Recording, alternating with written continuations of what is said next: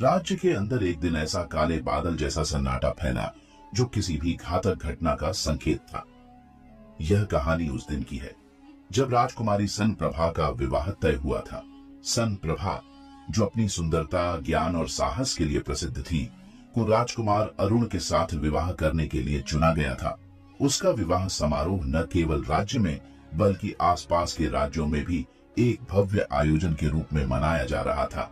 हालांकि इस खुशी के अवसर पर कुछ अप्रत्याशित घटित होने वाला था। राज्य के शाही महल में हर कोई खुश था, लेकिन भीतर ही भीतर एक गहरी साजिश तैयार हो रही थी।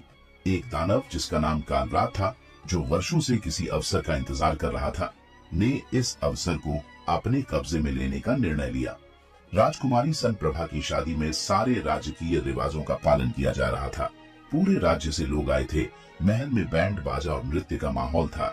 यह दिन राजकुमारी के जीवन का सबसे खुशी का दिन था, लेकिन उसकी आंखों में एक चिंता भी थी। शादी के दिन वह बेतहाशा भय और एक अज्ञात शक्ति का आभास महसूस कर रही थी, जैसे कुछ बुरा घटित होने वाला हो। राजकुमारी का दिल अपने राज्य की शांति और सौहार्द की खातिर शांत था, लेकिन एक गहरी आंतरिक असमंजस उसे परेशान कर रही थी। क्या यह उसकी किस्मत का एक मोड़ था? क्या उसके विवाह के साथ राज्य की खुशियां समाप्त हो जाएंगी? जैसे ही राजकुमारी सन प्रभा का विवाह संपन्न होने वाला था, अचानक से महल के बाहर एक भयंकर तूफान आ गया। चारों ओर से हवा तेज हो गई, बादल घने हो गए और अंधेरा फैलने लगा। अचानक महल के मध्य काले बादल घेरने लगे और एक भयानक दानव कालरात, जो अपनी भयावह शक्ति के लिए जाना जाता था, प्रकट हुआ। उसकी आंखों में आग और शरीर में संहार की लालसा थी। यह दानव अकेला था, लेकिन उसकी शक्ति इतनी विशाल थी कि महल के हर एक व्यक्ति को एक पल में निस्तेज कर सकता था। उसने अपनी शक्तियों से राजकुमारी सन प्रभा को अपने कब्जे में लिया और शादी के मंडप से उठाकर आकाश में उड़ते हुए महल से बाहर ले गया। राजकुमारी की चीखें महल के भीतर गूंज रही थीं, लेकिन कोई उसे बचा नहीं सका। दानव कालरात ने उसे अपने साथ लेकर दूर एक गहरी अंधेरी गुफा में छिपा लिया। इस अचानक हुए हमले से पूरा राज्य सन्न रह गया था। राजकुमारी के अचानक गायब हो जाने से राजकुमार अरुण का दिल टुकड़े टुकड़े हो गया। उसे समझ नहीं आ रहा था कि यह क्या हुआ। उसने हर दिशा में खोजबीन शुरू कर दी, लेकिन राजकुमारी का कोई सुराग नहीं मिला। अरुण को अपनी नाकामी का एहसास हो रहा था और वह जानता था कि बिना विक्रम की मदद के इस संकट से उबरना असंभव है। विक्रम, जो खुद एक महान योद्धा और बुद्धिमान शासक था, उसकी मदद की जरूरत थी। राज्य के संकट को देखकर विक्रम ने अपनी जिम्मेदारी का एहसास किया। उसे पता था कि यदि वह अब नहीं आगे आया तो पूरी पृथ्वी पर अराजकता फैल सकती है। विक्रम का दिल में एक ही संकल्प था, राजकुमारी को किसी भी हालत में दानव के कब्जे से मुक्त कराना। विक्रम ने अपनी पूरी सेना को तैनात किया, लेकिन वह जानता था कि इस प्रकार के घातक दानव से केवल सैनिक नहीं, बल्कि एक सूझबूझ और चतुर रणनीति से ही निपटा जा सकता था। विक्रम ने फैसला किया कि वह अकेले ही दानव कालरात का सामना करेगा। विक्रम, जो पहले ही बेताल से कई रहस्यमयी किस्सों का सामना कर चुका था, जानता था कि बेताल की सहायता से उसे कालरात से लड़ने की सही रणनीति मिल सकती है। बेताल, जो प्राचीन ज्ञान का स्रोत था, विक्रम को अपनी बुद्धिमत्ता और समझ से मार्गदर्शन देने के लिए तैयार था। विक्रम ने बेताल को याद किया और जल्द ही वह उस रहस्यमय वृक्ष के पास पहुंचा जहां बेताल हमेशा छिपा रहता था। विक्रम ने बेताल से सहायता की विनती की और बेताल ने उसे बताया कि दानव कालरात का सामना करने के लिए विक्रम को अपनी चतुराई और साहस दोनों का भरपूर उपयोग करना होगा। केवल शारीरिक शक्ति से यह दानव नहीं मारा जा सकता था। राजकुमारी सन प्रभा के गायब होने से सम्राट विक्रम के दिल में गहरी पीड़ा थी। वह जानता था कि अगर उसने समय रहते कदम नहीं उठाए तो यह संकट केवल राज्य के लिए नहीं, बल्कि संपूर्ण पृथ्वी के लिए विनाशकारी हो सकता है। विक्रम का साहस और नेतृत्व उसे हर परिस्थिति में संजीवनी की तरह काम करता था और आज भी वह इसी विश्वास से लवरेज था। वह नहीं चाहता था कि कोई भी शत्रु, चाहे वह कितना भी शक्तिशाली क्यों न हो, उसके राज्य और प्रियजनों को नुकसान पहुंचाए। विक्रम ने महल के सबसे अनुभवी सैन्य अधिकारियों को बुलाया, लेकिन उसने तुरंत फैसला किया कि सेना की शक्ति से ज्यादा महत्वपूर्ण इस दानव का रहस्यमय स्वभाव और उसकी मानसिकता को समझना है। विक्रम ने केवल अपने सैनिकों पर भरोसा नहीं किया, बल्कि अपनी बुद्धि और सूझबूझ को भी प्राथमिकता दी। अगर हमें दानव कालव्रात को हराना है तो हमें केवल शारीरिक बल नहीं, बल्कि उसकी मानसिकता को समझने की भी जरूरत होगी, विक्रम ने खुद से कहा। और यहीं से उसकी अगली यात्रा की शुरुआत होती है। विक्रम ने अपने अनुभव से यह सीखा था कि किसी भी रहस्यमय स्थिति से बाहर निकलने के लिए उसे बेताल का सहारा लेना होगा। बेताल, जो एक दिव्य और बुद्धिमान प्राणी था, हमेशा विक्रम के साथ खड़ा रहता था, खासकर ऐसे खतरनाक मोड़ों पर। विक्रम को विश्वास था कि बेताल उसकी सहायता करेगा, लेकिन इसके लिए उसे बेताल के साथ एक गहरे संवाद की आवश्यकता थी। विक्रम उस पुराने बरगद के पेड़ के पास पहुंचा जहां बेताल को पकड़ा जाता था। यह पेड़ एक रहस्यमय स्थान था और विक्रम जानता था कि यहाँ बेताल का इंतजार हो रहा होगा। जैसे ही वह पेड़ के पास पहुंचा, अचानक हवा के झोंके तेज होने लगे और पेड़ की शाखाएं हिलने लगीं। विक्रम को यह संकेत मिला कि बेताल अब तैयार था। बेताल अचानक से प्रकट हुआ और विक्रम के सामने खड़ा हो गया। उसकी आंखों में अपार ज्ञान और रहस्यमयी शक्ति थी। बेताल का चेहरा गंभीर था, लेकिन उसकी आवाज में गहरी समझ और सूझबूझ का एहसास था।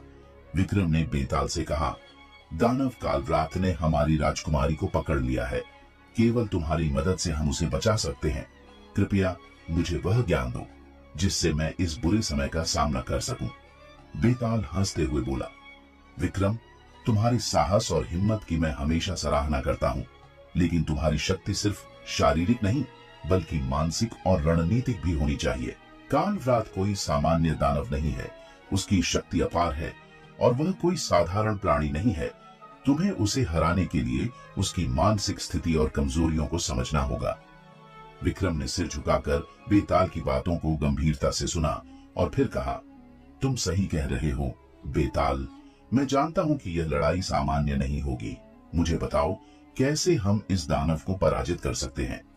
बेताल ने विक्रम को एक प्राचीन और गुप्त मंत्र का अभ्यास कराया। यह मंत्र कालव्रात की शक्ति को कमजोर करने में सहायक था, लेकिन इसके लिए विक्रम को एक विशेष स्थिति में कालव्रात का सामना करना होगा। बेताल ने विक्रम को समझाया कि दानव की सबसे बड़ी कमजोरी उसकी अत्यधिक घमंड और अहंकार है। विक्रम, जब तुम कालव्रात के सामने पहुंचोगे तो तुम्हें उसकी तानाशाही और घमंड को चैलेंज करना होगा। यही उसकी सबसे बड़ी कमजोरी है, बेताल ने कहा। विक्रम ने गहरी नजरों से बेताल की ओर देखा और फिर मन ही मन अपने साहस को मजबूत किया। वह जानता था कि यह केवल एक युद्ध नहीं, बल्कि एक मानसिक लड़ाई भी होगी। उसे अपनी बुद्धि और शक्ति दोनों का सही प्रयोग करना था। विक्रम अब तैयार था। वह और बेताल मिलकर दानव कालव्रात की गुफा तक पहुंचे। ये गुफा डर और भय का प्रतीक थी और विक्रम के दिल में एक हल्का सा डर था, लेकिन उसने अपनी चिंता को पूरी तरह से नियंत्रित किया। अगर मुझे राजकुमारी को बचाना है तो मुझे अपनी सबसे बड़ी चुनौती का सामना करना होगा, विक्रम ने खुद से कहा। गुफा में दाखिल होते ही विक्रम ने कालव्रात को देखा। वह अपनी पूरी भयावहता के साथ खड़ा था। उसकी आंखों में आग जल रही थी और शरीर से आग की लपटें निकल रही थीं।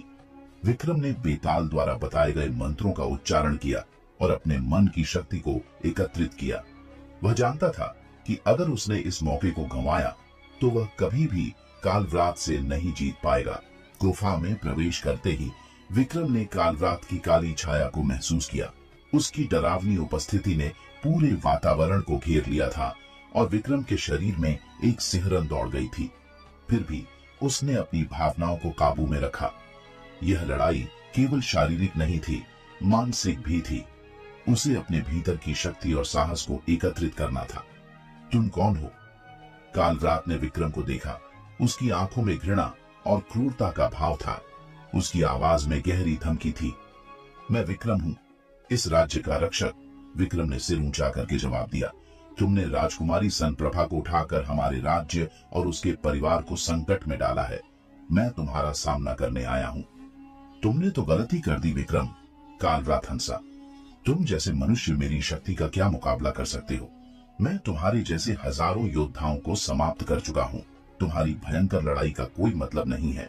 तुम्हारे सारे प्रयास व्यर्थ जाएंगे। विक्रम ने एक गहरी सांस ली और बेताल के सिखाए हुए मंत्रों का उच्चारण किया। उसने अपने मन की शक्ति को एकत्रित करते हुए सोचा, यह दानव केवल शारीरिक रूप से नहीं, मानसिक रूप से भी मुझे चुनौती दे रहा है। मुझे उसकी कमजोरियों का पता लगाना होगा। कालव्रात की आंखों में आक्रोश था और वह विक्रम पर हमला करने के लिए तैयार हो गया। अचानक वह विक्रम की ओर बढ़ा और अपनी भयानक ताकत से हमला किया। विक्रम ने तुरंत अपने कौशल का प्रयोग किया और एक तेज झटका दिया, जिससे कालव्रात थोड़ा पीछे हट गया। लेकिन दानव फिर से उसकी ओर झपटा और विक्रम को एक भयंकर घूंसा मारा।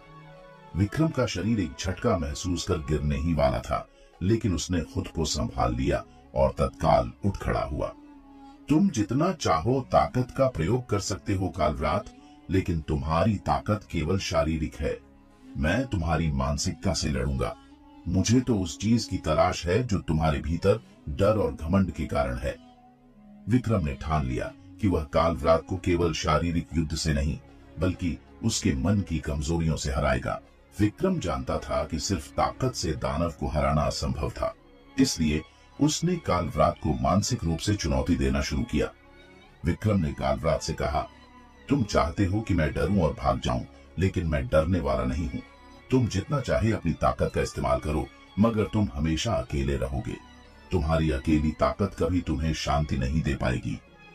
कालव्रात की आंखों में गुस्सा और घृणा और गहरी हो गई। उसने विक्रम को चुनौती दी, क्या तुम जानते हो कि मैं इस दुनिया का सबसे ताकतवर दानव हूं?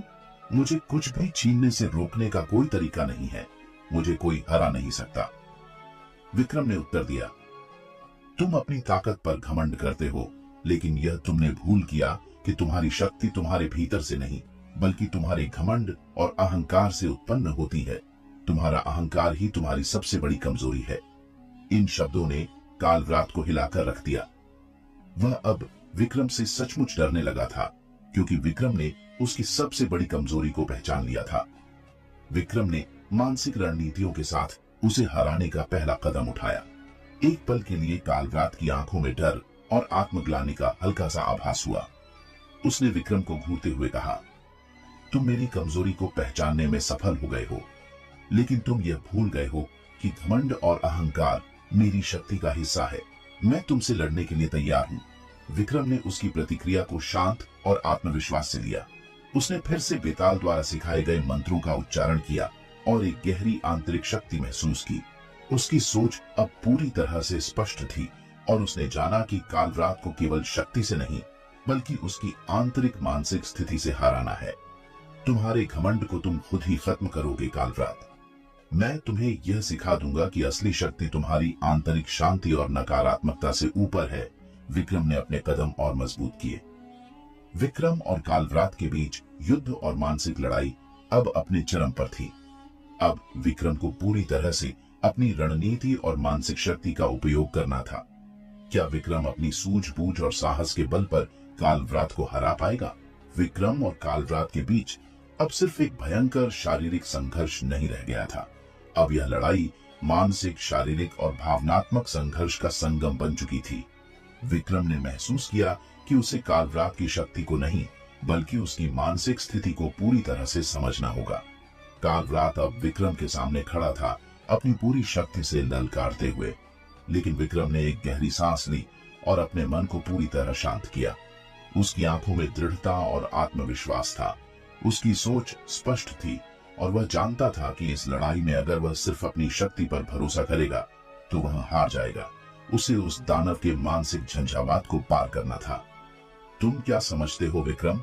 कालव्रात ने गुस्से में आकर कहा, तुम मुझे अपनी सोच से नहीं हरा सकते। मैं तुम्हारी सारी उम्मीदों को नष्ट कर दूंगा। मैं तुमसे शारीरिक रूप से ताकतवर हूं। तुम केवल अपनी शक्ति पर विश्वास करते हो, विक्रम ने शांत स्वर में कहा।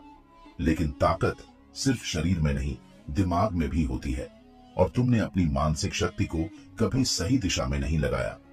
विक्रम ने अपनी पूरी शक्ति को केंद्रित करते हुए कहा, तुमने जो गलती की है वह यह है कि तुमने कभी अपने भीतर की कमजोरी को नहीं पहचाना। मैं तुम्हें वह दिखा सकता हूं। कालव्रात ने विक्रम की बातों को नकारते हुए एक भयंकर शोर मचाया और विक्रम की ओर बढ़ा। लेकिन विक्रम ने अपने पूरे शरीर में संकल्प और साहस भरते हुए अपनी पूरी ताकत से दानव की ओर बढ़ते हुए कहा, तुम्हारी शक्तियां अब तुम्हारे लिए फंसी हुई हैं कालव्रात।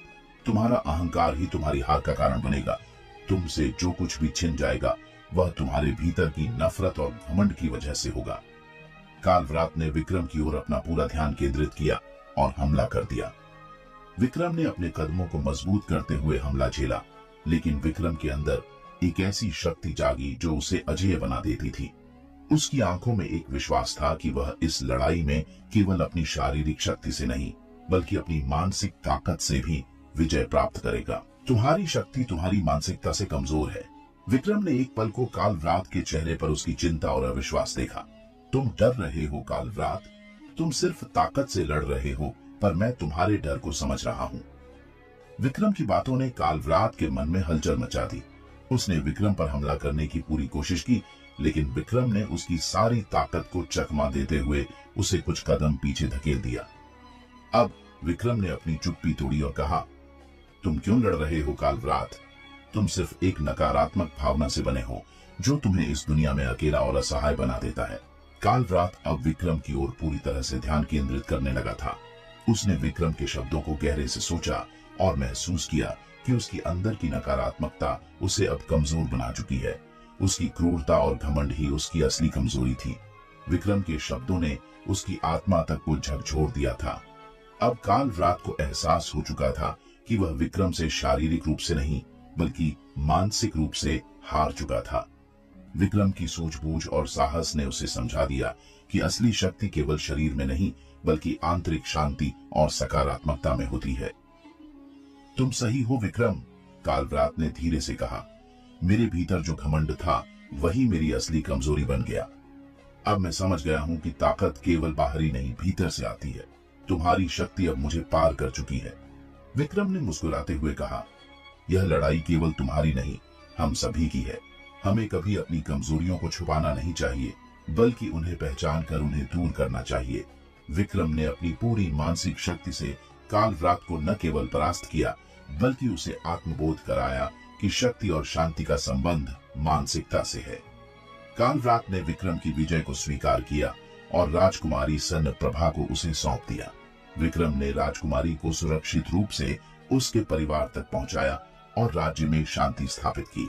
विक्रम ने कालव्रात को परास्त कर दिया था, लेकिन यह विजय सिर्फ शारीरिक नहीं थी, यह उसकी बुद्धि और मानसिकता की विजय थी। विक्रम ने कालव्रात को यह समझाया था कि शक्ति सिर्फ बाहरी रूप में नहीं, बल्कि मानसिक बल में भी होती है। जैसे ही विक्रम ने कालव्रात से जीत हासिल की, एक अजीब शांति का माहौल बन गया। कालव्रात ने अपनी हार को स्वीकार किया, लेकिन वह अभी भी मानसिक रूप से झंझोरित था। उसके दिल में विक्रम की बातें गूंज रही थी, जिनमें उसने उसे अपनी असल कमजोरी को पहचानने की बात कही थी। विक्रम ने देखा कि कालव्रात का अहंकार अब धीरे धीरे टूट रहा था और वह अपनी गलतियों को समझने लगा था। विक्रम, तुम सही थे। मैंने कभी अपने भीतर की नकारात्मकता को पहचानने की कोशिश नहीं की। मेरा अहंकार ही मेरी सबसे बड़ी कमजोरी था, कालव्रात ने विक्रम से कहा। उसकी आवाज में पछतावा था।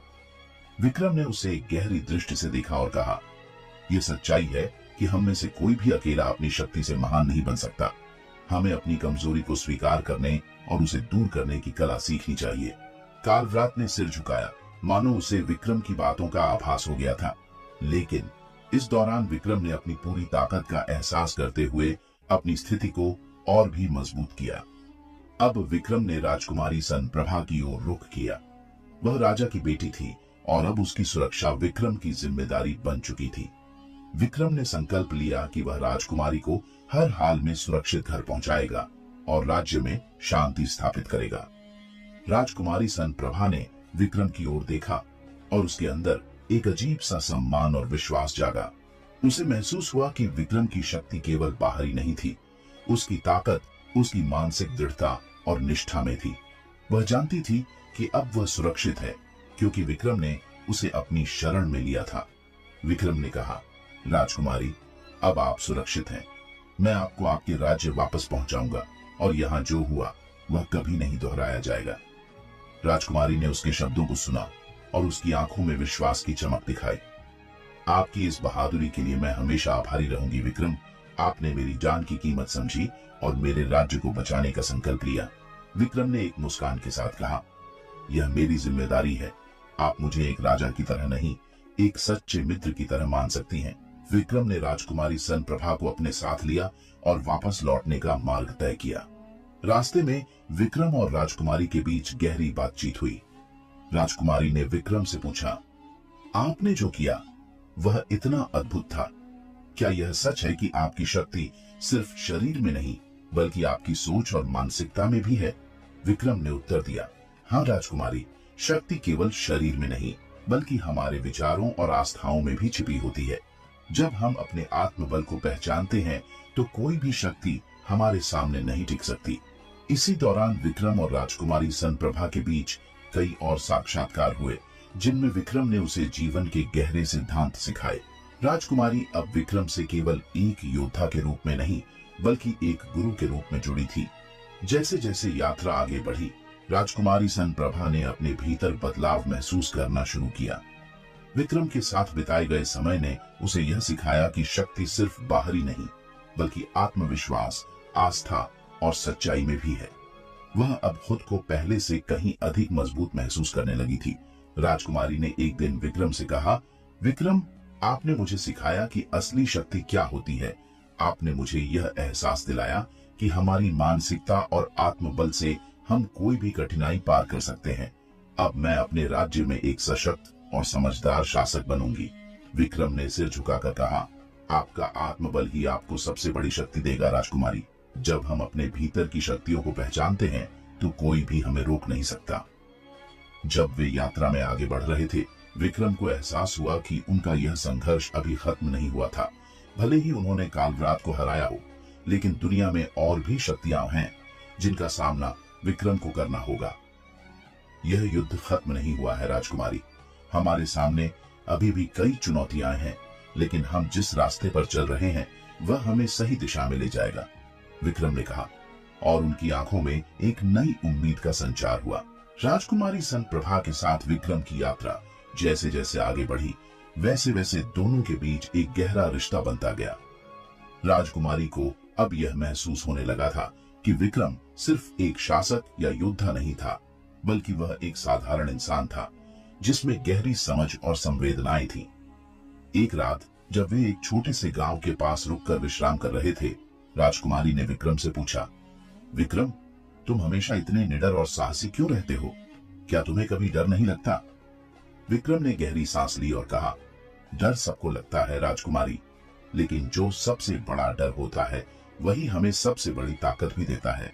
मैंने अपनी डर को कभी नहीं भागने दिया, बल्कि उसे समझा और उससे लड़ा। डर से भागने का नाम नहीं है, बल्कि उससे जीतने का नाम है। राजकुमारी ने उसकी बातों को गहरे से सुना और महसूस किया कि विक्रम की ताकत सिर्फ उसके शरीर में नहीं बल्कि उसके दिल और मस्तिष्क में भी थी। यही कारण था कि वह हमेशा हर चुनौती का सामना करता था। विक्रम और राजकुमारी की यात्रा जब तेजी से आगे बढ़ रही थी, तब अचानक एक नया खतरा सामने आया। एक दिन जब वे जंगल के बीच से गुजर रहे थे, विक्रम को एक अजीब सा आभास हुआ। उसकी नजरें तेज हो गईं और वह सावधान हो गया। कुछ तो गड़बड़ है, विक्रम ने धीरे से कहा। इस जंगल में कुछ और भी है जो हमारी राह रोकने की कोशिश कर रहा है। राजकुमारी ने पूछा, क्या तुम कुछ महसूस कर रहे हो विक्रम? विक्रम ने सिर झुकाकर कहा, यह वह जगह है जहां कालरात ने मुझे चुनौती दी थी। लगता है उसने अपनी हार से कुछ और साजिश तैयार की है। हमें सतर्क रहना होगा। जैसे ही विक्रम ने यह कहा, अचानक चारों ओर से दानवों के दल ने उन्हें घेर लिया। यह वही दानव थे जिन्होंने पहले विक्रम को डराने की कोशिश की थी और अब वे विक्रम की जीत का बदला लेने के लिए तैयार थे। दानवों ने विक्रम और राजकुमारी को घेर लिया था और उनकी आंखों में अजीब सी चमक थी। वे विक्रम से बदला लेना चाहते थे और उनकी ताकत का अहंकार अब भड़क चुका था। एक दानव ने विक्रम से कहा, तुम हमें हराकर बच गए थे, लेकिन अब हम तुम्हें और तुम्हारी राजकुमारी को हर हाल में हराएंगे। हमसे बचने की कोशिश मत करना। विक्रम ने अपनी तलवार की धारा पर ध्यान केंद्रित करते हुए कहा, तुम लोग समझ नहीं पाते कि मेरी ताकत केवल शारीरिक नहीं, मानसिक भी है। मैं तुम्हारे डर और अहंकार को खत्म करने के लिए यहाँ हूँ। फिर एक अजीब सी लड़ाई शुरू हो गई। विक्रम ने अपनी पूरी शक्ति और बुद्धि से दानवों से लोहा लिया। वह हर दानव को एक एक करके परास्त कर रहा था, लेकिन उसने महसूस किया कि इन दानवों के पीछे कोई बड़ी शक्ति है। विक्रम को अब यह समझने में देर नहीं लगी कि कालव्रात ने अपनी हार का बदला लेने के लिए इन दानवों को भेजा था। राजकुमारी सनप्रभा ने विक्रम की लड़ाई को देखा और उसे एक नई उम्मीद मिली। उसने भी अपना साहस बढ़ाया और विक्रम का साथ देने का निश्चय किया। वह जानती थी कि विक्रम अकेला इस युद्ध को जीत नहीं सकता था, लेकिन यदि वे एक साथ मिलकर लड़ें तो कोई भी शक्ति उनका सामना नहीं कर सकती। वह तुरंत विक्रम के पास गई और बोली, विक्रम, मुझे भी अपनी ताकत दिखाने का समय आ गया है, मैं तुम्हारा साथ दूंगी। विक्रम ने उसे देखा और कहा, तुमसे ज्यादा साहसिक कोई नहीं हो सकता राजकुमारी, लेकिन ध्यान रखना, यह लड़ाई हमारी नहीं, दुनिया की अच्छाई की है। फिर दोनों ने मिलकर दानवों का सामना किया और विक्रम की मानसिकता और राजकुमारी का साहस मिलकर दानवों को परास्त करने में सफल हुआ। जब विक्रम ने दानवों को हराया तो वह जानता था कि उसकी असली चुनौती अब शुरू होने वाली थी। एक अंधेरे कोने से कालव्रात की हंसी सुनाई दी और विक्रम को महसूस हुआ कि अब उसे अपने सबसे बड़े डर का सामना करना था। कालव्रात अपनी असल शक्ति के साथ सामने आने वाला था। तुमने मेरी पराजय को स्वीकार किया विक्रम, अब मैं तुम्हें एक और चुनौती दूंगा। कालव्रात की आवाज गूंज रही थी। विक्रम ने अपनी पूरी ताकत जुटाते हुए कहा, अगर तुम समझते हो कि इस बार तुम्हारा अहंकार मुझे हरा सकेगा तो तुम गलत हो। मैं तुम्हें हरा कर ही रहूंगा, क्योंकि मुझे अपनी आत्मा की ताकत पर विश्वास है। दानवों को हराकर विक्रम और राजकुमारी सनप्रभा ने सोचा कि वे अब अपने मिशन में सफलता के करीब पहुंच चुके हैं। लेकिन जैसे ही उन्होंने जंगल की गहरी घाटी पार की, एक और भयावह दृश्य सामने आया। कालव्रात की गहरी आवाज सुनाई दी और विक्रम ने महसूस किया कि यह उनकी यात्रा का सबसे कठिन चरण होने वाला था। विक्रम ने तलवार को कसते हुए कहा, आज इस रात का अंत होगा कालव्रात। राजकुमारी सनप्रभा ने उसकी बातों को सुना और बोली, विक्रम, तुम्हें डरने की जरूरत नहीं है, हम साथ हैं और जब तक हम एक दूसरे का साथ देंगे कोई भी शक्ति हमें हरा नहीं सकती। विक्रम ने राजकुमारी की बातें सुनी और उसकी आंखों में एक नई उम्मीद जल उठी। वह जानता था कि यह अकेला युद्ध नहीं था, यह एक ऐसा युद्ध था जो न सिर्फ उसकी व्यक्तिगत लड़ाई थी, बल्कि यह पूरे समाज, सत्य और अच्छाई की जीत के लिए था। फिर अचानक एक अंधेरे कोने से कालव्रात की आवाज गूंज उठी, तुमने मेरा सामना किया विक्रम, और अब तुम्हें मेरी असली शक्ति का एहसास होगा। अचानक एक धुआं छाया और विक्रम और राजकुमारी ने देखा कि कालव्रात अब पूरी तरह से प्रकट हो चुका था। उसका रूप इतना भयावह था कि उसकी मौजूदगी से ही हवा में सिहरन आ गई थी। विक्रम ने उसे देखा और कहा, तुम्हारी भयंकरता मुझे नहीं डरा सकती। मैं सिर्फ एक राजा नहीं, एक योद्धा हूँ। तुम मेरी आत्मा की शक्ति से कभी जीत नहीं सकते। कालव्रात हंसी के साथ बोला, तुम कितना भी साहस दिखाओ विक्रम, मेरी शक्ति को पराजित करने की तुम्हारी कोई भी कोशिश व्यर्थ होगी। अब दोनों के बीच एक ऐसा संघर्ष शुरू हुआ जिसे देखना बहुत ही भयावह था। कालव्रात ने अपनी पूरी शक्ति का इस्तेमाल किया, लेकिन विक्रम ने अपने साहस और आत्मबल से हर बार उसका सामना किया। राजकुमारी सनप्रभा ने महसूस किया कि विक्रम अकेले इस ताकतवर शत्रु से लड़ नहीं सकता। उसने विक्रम की मदद करने का निश्चय किया और अपने जादुई ज्ञान का इस्तेमाल करते हुए कालव्रात की कमजोरियों को जानने की कोशिश की। राजकुमारी ने विक्रम से कहा, विक्रम, तुम पहले ही बहुत कुछ सह चुके हो, लेकिन अब हमें एक साथ मिलकर काम करना होगा। मैं तुम्हारी मदद करूंगी ताकि कालव्रात की असली शक्ति का मुकाबला कर सके। विक्रम ने उसकी बात मानी और दोनों ने मिलकर कालव्रात के कमजोर हिस्से पर हमला करना शुरू किया। अब विक्रम और राजकुमारी का साहस और एकजुटता कालव्रात की शक्ति को तोड़ने में कामयाब हो रही थी। धीरे धीरे कालव्रात की शक्ति कमजोर होने लगी और वह समझ गया कि विक्रम और राजकुमारी का संकल्प बहुत मजबूत था। जैसे जैसे वह कमजोर होता गया, उसकी आवाज भी धीमी होती गई। आखिरकार विक्रम ने अपनी तलवार को उठाया और कहा, अब तुम हार चुके हो कालव्रात, तुम्हारी सभी साजिशें अब खत्म हो चुकी हैं। तुमने जो किया उसकी सजा अब तुम्हें मिलेगी। विक्रम ने एक अंतिम प्रहार किया और कालव्रात को पराजित कर दिया। जैसे ही कालव्रात गिरा, उसका रूप धीरे धीरे धुंधला हो गया और वह अस्तित्व से मिट गया। राजकुमारी सनप्रभा ने विक्रम की ओर देखा और कहा, तुमने इसे कर दिखाया विक्रम। अब हम इस धरणी पर अंधकार को समाप्त कर सकते हैं और उजाले की ओर बढ़ सकते हैं। विक्रम ने मुस्कुराते हुए कहा, हमारे भीतर जो शक्ति है वही हमें अंधकार से प्रकाश की ओर ले जाती है। जब हम सही रास्ते पर होते हैं तो कोई भी शक्ति हमारी राह में नहीं आ सकती। इस विजय के साथ विक्रम और राजकुमारी सनप्रभा ने अंधकार से उजाले की ओर कदम बढ़ाया। उन्होंने तय किया कि अब उनका उद्देश्य सिर्फ अपनी पूरी दुनिया को शांति और सुख शांति से भरना होगा। तो दोस्तों, विक्रम बेताल की यह रहस्यमयी और रोमांचक कहानी अब खत्म होती है, लेकिन इसके साथ ही एक नई शुरुआत होती है। इस कहानी ने हमें यह सिखाया कि जब हम सच्चे विश्वास और साहस के साथ अपने रास्ते पर चलते हैं तो कोई भी चुनौती हमें डिगा नहीं सकती। विक्रम की तरह हमें भी अपने भीतर की शक्ति को पहचानना चाहिए और जीवन के हर संघर्ष का सामना करना चाहिए।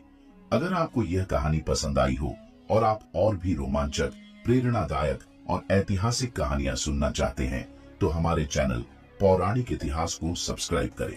हमारे चैनल पर आपको मिलेंगी ऐसी अनगिनत कहानियां जो न केवल आपको मनोरंजन प्रदान करेंगी बल्कि जीवन को जीने का सही रास्ता भी दिखाएंगी।